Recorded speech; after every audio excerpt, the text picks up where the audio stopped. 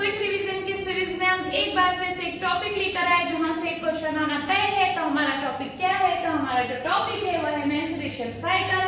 जो menstruation cycle है वो कब से स्टार्ट होता है और उसे क्या कहते हैं? तो रिप्रोडक्शन में जो मेंस्ट्रुएशन साइकिल है जब वो स्टार्ट होता है, the first menstruation that begins at puberty marking the one set of the reproductive phase, it is called menarche।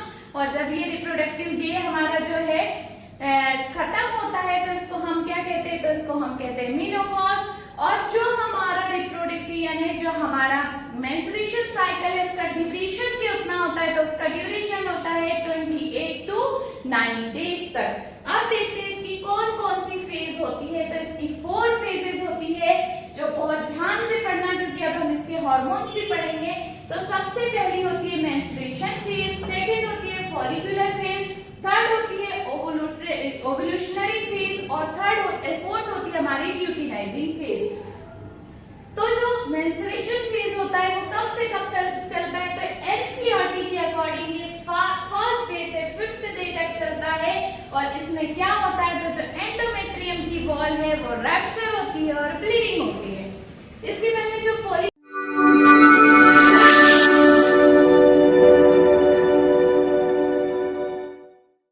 Phase है वो कब से कब तक होता है? तो 6 डे से लेकर 13 डेज तक जो चलता है वो होता है फॉलिकुलर फेज। और यहाँ पर क्या बनते हैं? तो यहाँ बनता है ग्राफियन फॉलिकल्स। इसके बाद में ओव्यूलेटरी मतलब ओव्यूलेशन कब होता है? तो वो 14 डेज पर होता है। और क्या होता है? तो यहाँ रिलीज होता है। क्या रिलीज होता है? तो ओवम रिलीज होता है। और ल्यूटियल फेज जो होती है वो कब से कब तक चलती है? तो 15 to 28 डेज तक जो फेज चलती है उसको हम क्या कहते हैं? तो उसको ल्यूटियल फेज कहते हैं। इसमें क्या होता है?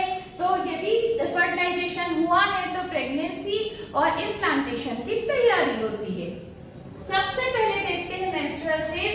और आपको यहाँ पर दिख रहा होगा साइकिल, ये तीनों सारे फेजेस यहाँ पर लिखे हुए। तो सबसे पहले जो मेंस्ट्रुएशन फेज होता है वो कब से कब तक चलता है? तो फर्स्ट डे से लेकर 5th डे तक चलता है। इसमें क्या होता है? तो ब्रेक डाउन होता है। किसका ब्रेक डाउन होता है? तो एंडोमेट्रियम वॉल का। और यहाँ से क्या रिलीज होता है? तो यहाँ से ब्लड रिलीज होता है विद एंडोमेट्रियम वॉल के साथ में। क्या यहाँ कोई हार्मोन रिलीज होता है? तो बिल्कुल भी नहीं होता है। जब हम नीचे की तरफ सेकंड वाले में चलते हैं तो इसको हम कहते हैं फॉलिकुलर फेज, जो कब से स्टार्ट होती है? तो 6 डे से लेकर 13 डे तक चलती है।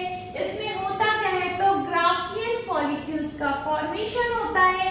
यहाँ क्या कोई हार्मोन रिलीज होते हैं? तो बिल्कुल रिलीज होते हैं। इस फेज में जो हाई लेवल पे यानी पिक पर जो हार्मोन होता है वो कौन सा होता है? LHS और FSH होता है।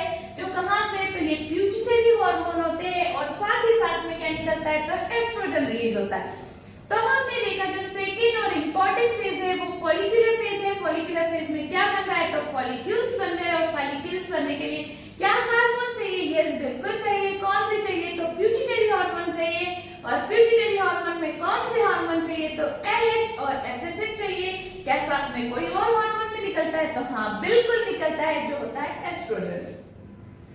हम चलते हैं थर्ड फेज की तरफ, जिसको हम कहते हैं ओव्यूलेशनरी फेज। इसमें ओव्यूलेशन होता है मतलब कि ओवम जो है वो रिलीज होता है। हार्मोन कौन सा होता है? तो जो हार्मोन होता है सबसे पीक पे जो हार्मोन्स होते हैं वो होता है LH और FSH। और ये रैपिड सिक्रीशन होता है LH का। और इसी को हम क्या कहते हैं? तो इसको हम कहते हैं LH सर्ज। मतलब हाई पीक पे जब LH का फॉर्मेशन हो रहा है और LH जो रिलीज हो रहा है उसी को हम क्या कहते हैं? LH surge. तो यदि आपको क्वेश्चन आता है कि LH सर्ज किस फेज में होता है तो आपको याद रखना है कौन सी? फॉलिकुलर फेज में होता है। इसमें क्या होता है? तो जो फॉलिकुलर फेज में नहीं होता। कौन से? ओव्यूलेशनरी फेज में होता है LH सर्ज। ओव्यूलेशनरी फेज में होता है LH सर्ज। ठीक है। अब इसमें होता क्या है? तो जो ग्राफियन फॉलिक्यूल्स बनी थी कब बनी थी? फॉलिकुलर फेज में वो रप्चर हो जाती है। और किसको रिलीज करती है? तो वो ओवम को रिलीज कर देती है।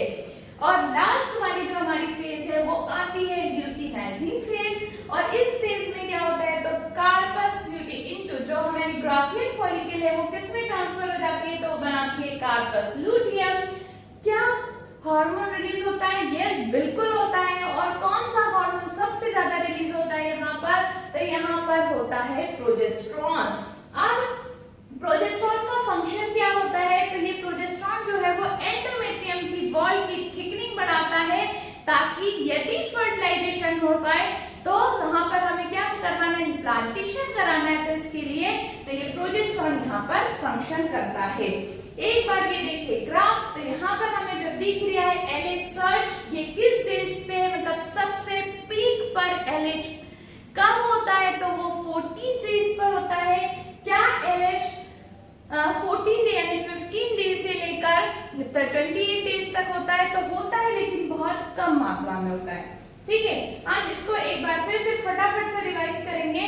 तो हमारा जो मेंस्ट्रुअल साइकिल होता है वो कब से कब तक होता है, तो 1 डे से लेकर 5th डे तक होता है। क्या होता है, तो डीजनरेशन ऑफ कार्पस ल्यूटियम होता है, लो प्रोजेस्टेरॉन और एस्ट्रोजन हार्मोन्स जो है, प्रोजेस्टेरॉन भी लो होता है और एस्ट्रोजन भी लो होता है। जो फॉलिकुलर फेज है वो कब से कब तक होता है, तो 6 to 13 डेज तक होता है। क्या बनता है, तो प्राइमरी ग्राफियन फॉलिक्यूल्स बनते हैं। कौन से हार्मोन रिलीज होते हैं, तो एस्ट्रोजन, FSH और LH। इसके बाद में हम ओव्यूलेशनरी फेज देखते हैं, तो इसमें कब होती है, तो 14 डेज पर होती है। क्या होता है, तो ग्राफियन फॉलिकल जो है वो रप्चर हो जाती है और सबसे ज्यादा हाई लेवल यानी पीक पे, देखो FSH तो होता ही होता है, लेकिन पीक पे जो हार्मोन होता है वो कौन सा होता है, LH होता है। और इसी को हम क्या कहते हैं, तो हम इसी को कहते हैं LH सर्च। और हमारी जो लास्ट फेज है उसको हम कहते हैं ल्यूटियल फेज, जो कब से कब तक स्टार्ट होती है, तो 15 डे से 28 डेज तक चलती है। क्या होता है, तो जो फॉर्मेशन होता है वो किसका, कार्पस ल्यूटियम का। देखो ग्राफियन फॉलिकल कहाँ बना था, हमारे फॉलिकुलर फेज में। रप्चर कहाँ हुआ था, तो ओव्यूलेशनरी फेज में हुआ था। और जो हमारी कार्पस ल्यूटियम है वो कहाँ बन रही है, तो हमारे ल्यूटियल फेज में ये बनती है। और इसमें सबसे ज्यादा क्या होता है, तो हाई प्रोजेस्टेरॉन होता है। LH और FSH तो निकलता ही निकलता है, लेकिन हाई अमाउंट में क्या निकलता है, तो वो होता है प्रोजेस्टेरॉन। तो ये था हमारा क्विक रिवीजन किस पे, तो हम मेंस्ट्रुएशन साइकिल पर देखा। हार्मोन्स को बिल्कुल बहुत अच्छे से पढ़ लीजिए, चाहे तो आप इसका स्क्रीनशॉट भी ले सकते हैं।